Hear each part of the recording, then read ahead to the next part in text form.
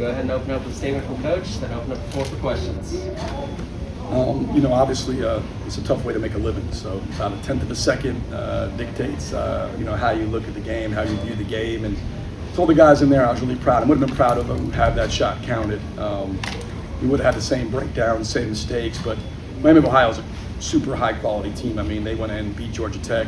Should have beat Cincinnati. They're one of the better mid majors around. I think they'll be competitive for a MAC championship. And our guys, showed a lot of resilience, a lot of toughness. Thought we, in the first half, we did a pretty good job offensively. We played through a night where we didn't really shoot the ball particularly well. 8 for 28. Thought we generated pretty good threes. Just couldn't knock them down. But we competed, and that was what I told them. Is there was a stretch from about 58-50 where we had to have 6 or 7 dry possessions in a row, and we just kept getting stops. And the difference in that and what we've done previously is that lead when we start hitting shots is 70-50. So the game's over and it becomes irrelevant. We were able to keep the game, keep contact, and found a way at the end. So told them in there, that's the ultimate. When you go out and you have a high level competition and you have to meet a challenge like that, and you're able to find a way to the other side and do it together. And so that's a happy locker room. I'm proud of them, and a lot to clean up. Still way too many errors, but a little better than it was here a week or so ago. Josh, I'll ask you the boring basketball question before I get to the fun stuff in the last minute. But the 5 that was on the floor, it was 10 straight trips that Miami had without scoring. It was Crawford, Neese, Bledson, Hobbs, and Micah Thomas. I mean, it looked like this game was a search for finding that 5 that could get stops. Yes, it was. And as much as the last couple seconds was huge, was that maybe where the game turned, where you're able to find that combination? No question. I got I got frustrated with Cam Henry and took him out about 11 and a half to go. And Hobbs, I was worried about his ability to guard in this game. You always look at people playing, and it's situation, context, matchups, all kinds of factors that go into the guy playing or not playing. But we were able to put him on their 5, which he's never guarded before in practice or any other time. So he had to play ball screen coverage, and Hobbs is a pretty cerebral kid. He was able to do it. I thought he fought like crazy. We had 2 of our, you look at our guys, 2 of our slower guys, and Hobbs and Bledson out there, guarding. But Jabo fought like crazy against Brown, and I thought Hobbs did a fantastic job on 33 and 5 and those guys when he was in there battling the bigs. Cam Crawford's defense, he was probably as good as anybody all night. I mean, he's 6'5", 6'6", he can really move. He's got to get physically stronger, but his growth defensively has been just tremendous, even in the last couple weeks, from 2 weeks ago or at Ball State where he was abysmal to guarding Lucas Williamson to guarding tonight. He got a couple blocks on balls and rear view contests and used his length, and it was, that group would not have been the one I would have picked. Cooper D, Zach Hobbs, Xavier Bledson, Micah Thomas, and Cam Crawford to get stops, but you never know. And I would have stayed with that group till the end, but felt like we needed to get Cam's offense on the floor.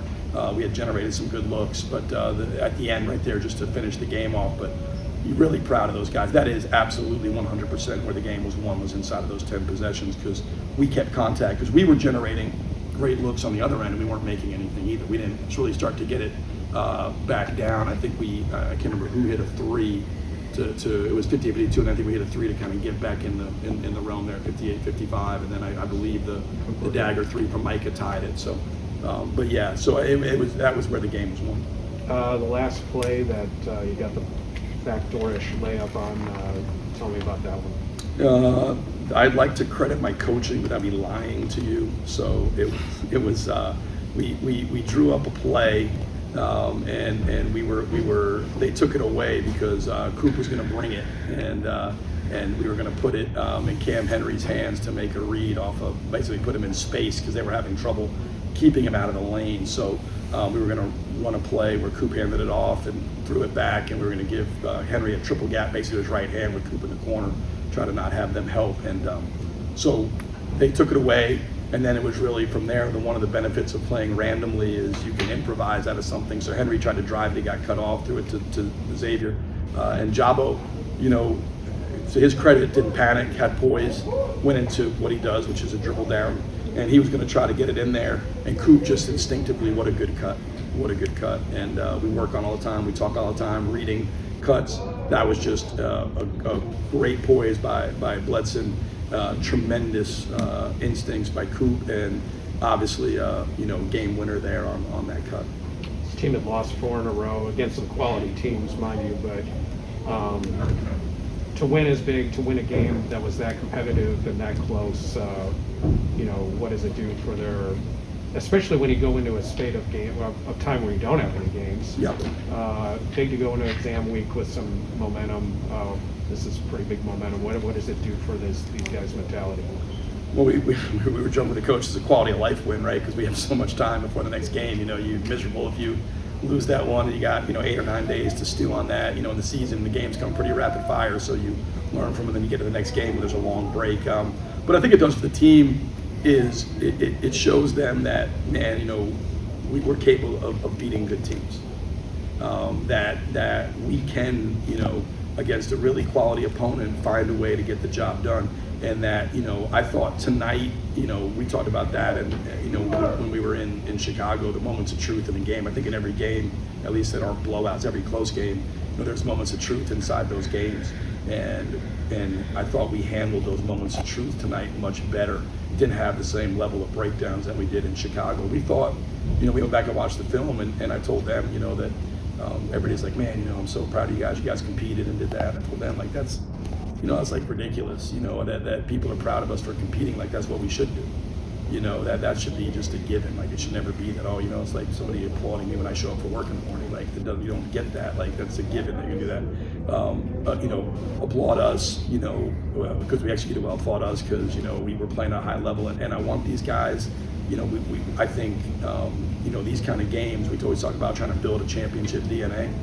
And when you come into a new situation, a culture that was kind of embedded at LMU, it's not embedded here yet.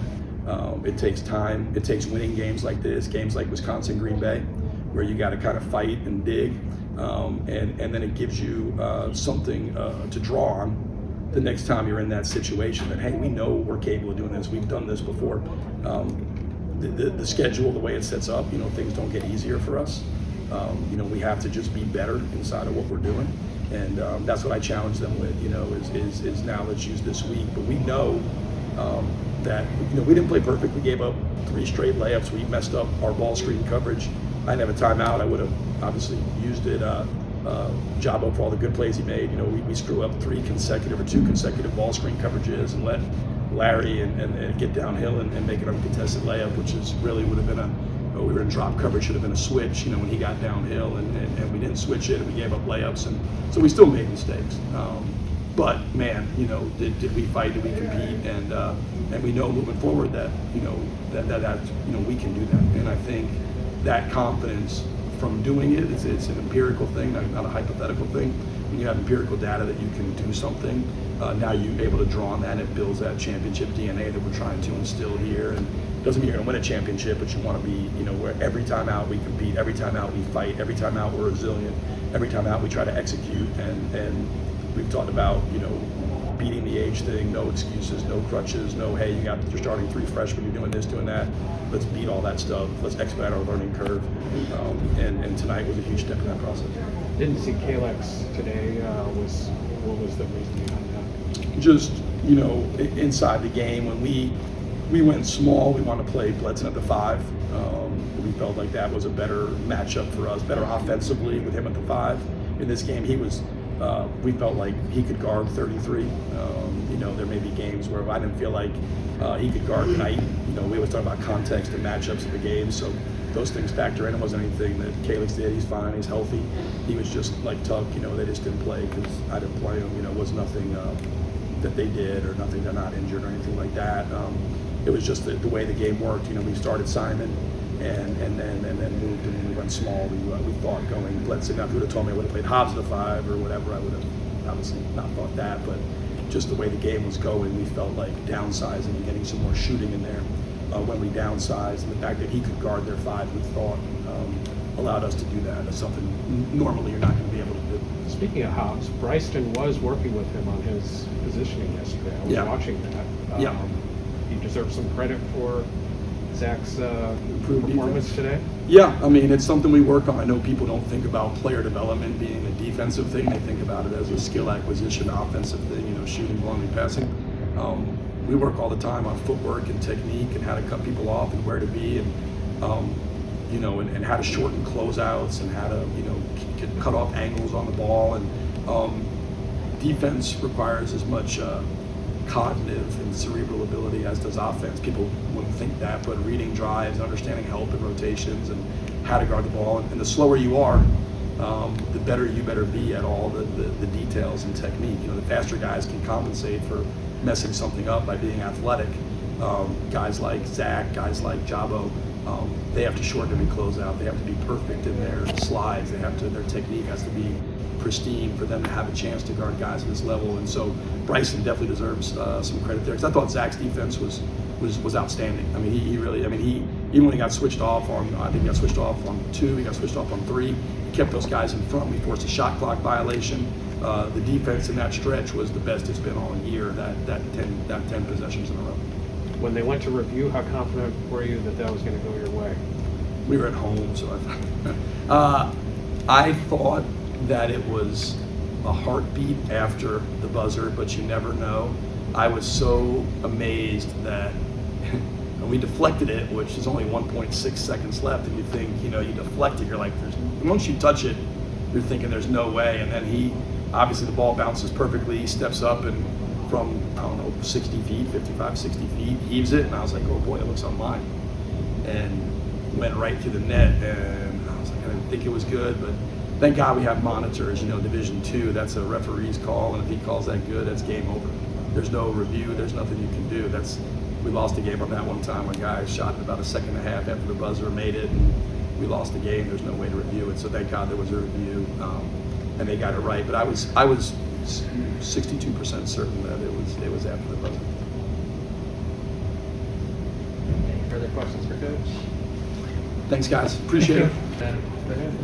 Like I did with Coach Schertz, I'll get to the fun stuff here in a second, but I thought the game changed when you guys identified 5 players who could play defense, and you got 10 stops in a row, kept you in the game, eventually got you ahead. Tell me about that stretch of the game first, because that's probably where this game was decided. Yeah, Coach preaches defense honestly every day, because obviously over the couple of games we've had a lot of teams just been scoring relentless on us, and anytime they touch it, they score. So Coach has been preaching defense honestly, and we couldn't score the ball. So to stay in the game, we just had to get stops. Tell me about the last play. Coach Schertz told me that wasn't the intended play, so tell me how you improvised and got you guys in a good spot to win. Honestly, Coach preaches random cut. Just our offense is just so random. So if you cut, move without the ball, you might find yourself open like Coop did. So Cam rejects and finds me, nothing's there. So I'm backing down, and I just happen to see Coop cutting, just random movement. He catches and scores, and we win the game. Coach Schertz has told me a lot of times the way his offense works is a lot of times he doesn't know what's going to go on the floor because of the options that you guys have. How do you be able to read? You've just mentioned how you saw Coop, but how do you read that correctly and make sure that you're in a position where if somebody does make kind of improvises, that you're able to improvise with them? How does that kind of work on the floor for you? For me, I would say it's just honestly like you said, just the random movement and knowing where players is and knowing how players play. I would say that's what it is. And Coop, of course, they're gonna run Coop off the line because he's a great shooter. And Micah, he's a great shooter. So if you move and you cut, you're gonna find yourself open like Coop. What was going through your head when Miami's player hit that half-court shot? I honestly knew it wasn't good because I seen it. Like, I was right there the whole time, so I seen it when he caught it and he made it. Honestly, it was a lot of things going in my head. Obviously, last year, I had a flashback of that. That was a little moment for me. But honestly, I knew it was no good because I seen the time. What's the feeling for this? You go into a stretch finally now with some time off. It's exam week, but it's always that game before exam week is always a big deal, one way or the other, in terms of momentum. This is a pretty big momentum win. Yeah. What does it do for everybody's mindset? I would say it's a great win for us because obviously we got this week coming up. So it can build more confidence in guys that practice this whole week, so we can find reps and find more people to help out guys on the court. That's all I got. Right, Coop. Well, the other way around, you were probably listening. So the play that you scored on was an improvised play, wasn't the original call. So in this offense, where Coach Schertz even tells me a lot of times, I don't know what's going to happen necessarily in every time down the floor. How, in your position, how did you read that correctly?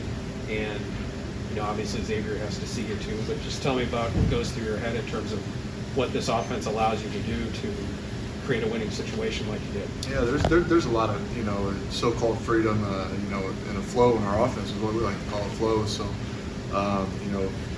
fortunately, we had two great players, on that one side making great plays. So Cam Henry and Jabo both on the left side of the floor. Really, I wanted to bring the ball up myself and kind of get Cam Henry, give him a pitch down to his right hand, because he was being extremely effective doing that. And, it ended up denying me the whole way up the floor, so it gave Cam a great opportunity to just kind of go make a one-on-one play there and see what he had. And he got by his guy, and then ended up the next guy stepped over right down to Jabo, and at that point, just fill up to the key, leave the weak side open as much as I could, and understand that if the guy's playing you up, you got to cut. Understand if he's playing you down, you probably got to catch and shoot. So, just being able to read what the man in front of you is doing is huge. And I just got done telling Luke too.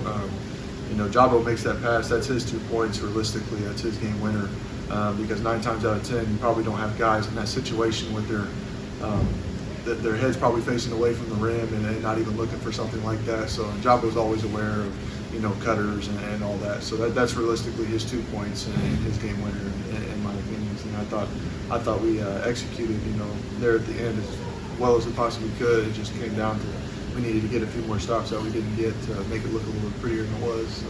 As one of Jabo's teammates, and now you've had 9 games to play with him, what's it like as somebody who can receive what he can do? I mean, I saw him today. I think the pass went to Micah, if I remember right. I mean, he squeezed out of a double team and threw a no-look pass. I don't know if I've ever seen that. What's it like as a teammate to try to, because his floor vision is so good, and he's going to throw passes like that. What's it like for you to, how much do you have to be on your own toes to be ready for it? Yeah, and we always talk about hunting great shots. And, when Jabo's got the ball, you can almost guarantee he's looking for you. If he's got an advantage in the post, we want him to take it to him and, get an easy 2 points. But if not, he's looking for whatever action's going on the weak side of the floor or even the strong side sometimes. So.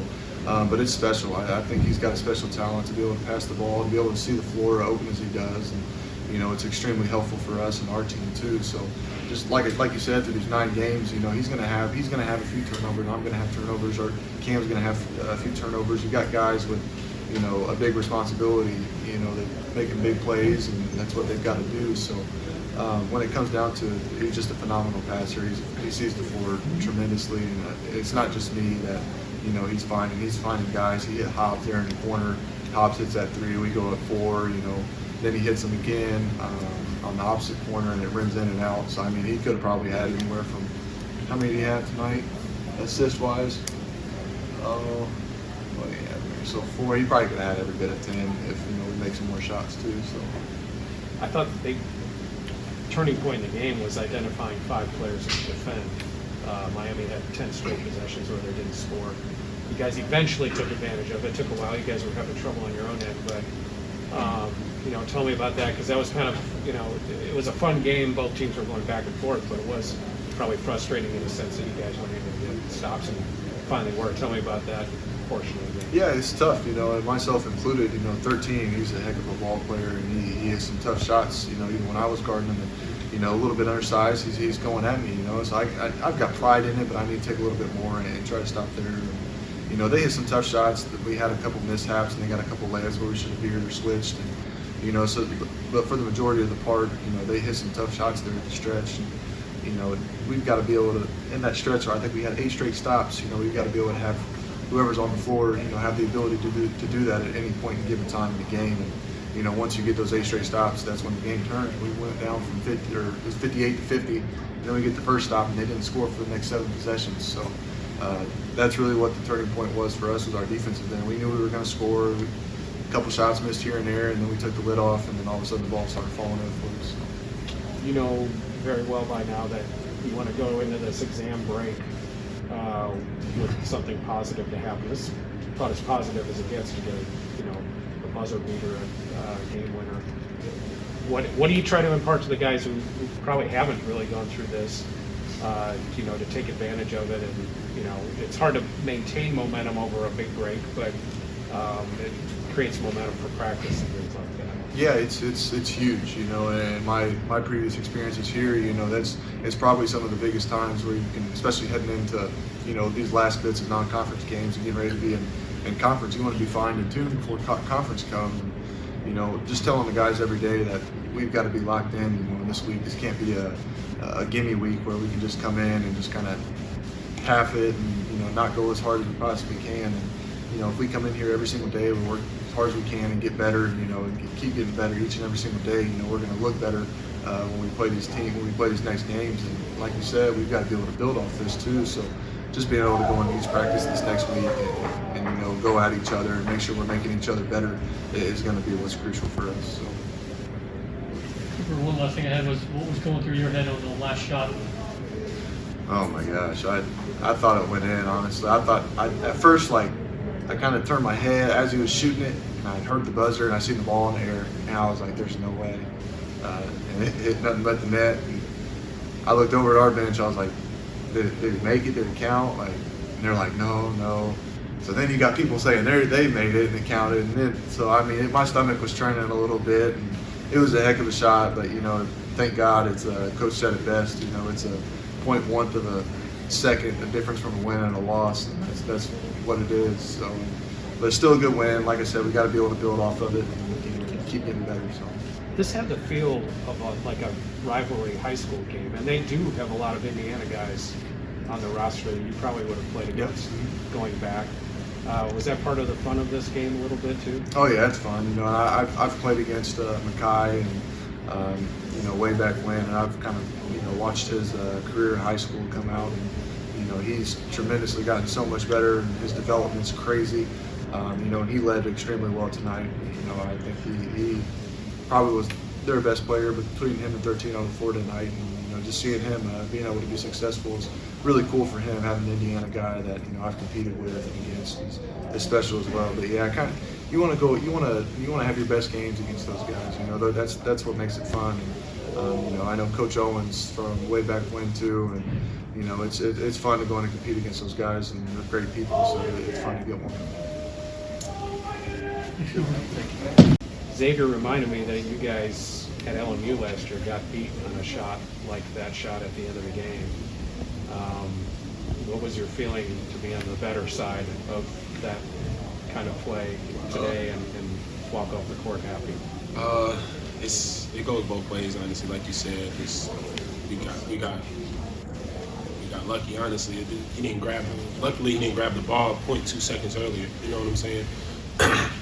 And right when Cam Crawford tipped it while it was in the air, and it took that one bounce, I was just hoping that maybe the shot clock just went off before, and so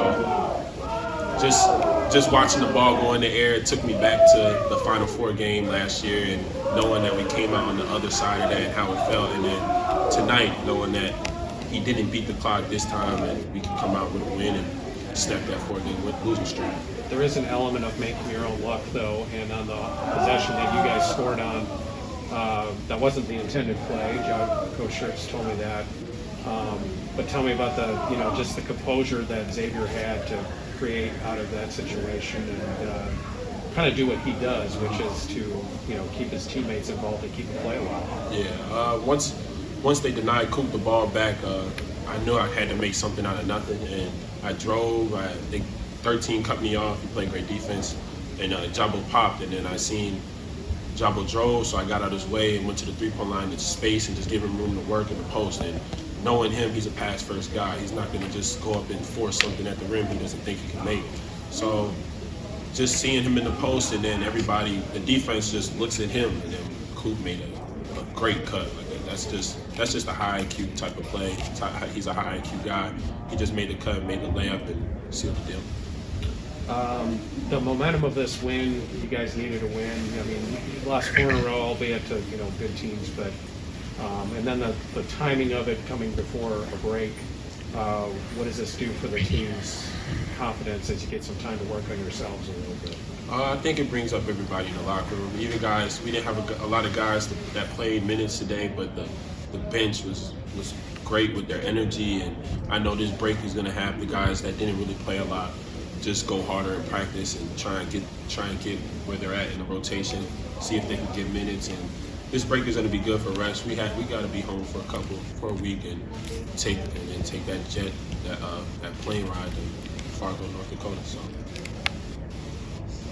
Cam, the only thing I had is we've had fun asking everybody their vantage point of that shot. What do you remember? All I honestly could think of when it was in the air was that Final Four game last year. And then it went in, and I was like Coop said, I was asking our guys, I'm like, Ricky, is that good? Like to you, he was like, nah, it's not good. And then I'm standing at half court, and number 4 that made the shot, he's standing at half court, and I was like, wow, you really, like, did you make, what do you think you did? So there was a lot of playing, and honestly, a little part of me knew he didn't make it in that time, but just knowing that it's honestly what the refs call, and I know how it feels being on that other side, losing on a buzzer beater, and I know that would have just killed us if we lost that one on the buzzer beater. But we could have made a couple better plays during the game where it doesn't even have to be that close, but it was, and we answered them, they answered us, we came back down and answered them, and it was a great game. Zach Hobbs' defense. I mean, I don't think anybody, including Coach Schertz, would have expected him to be on the floor when you guys got 10 stops in a row.